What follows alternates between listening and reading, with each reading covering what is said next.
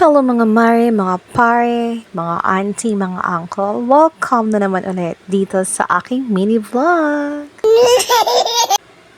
Day off ko today pero parang hindi kasi alas 3 pa lang ng umaga ay gising na po ang modera ninyo.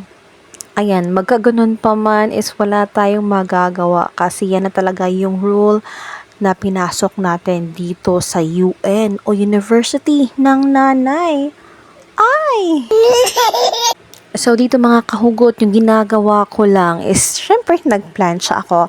Pero 2 pairs lang yan siya ng school uniform kasi malapit na din mag-end yung klase ng mga nasa public school kasi 18 or 19 is magsa-celebrate na yung mga estudyante ng Christmas party. Sana all!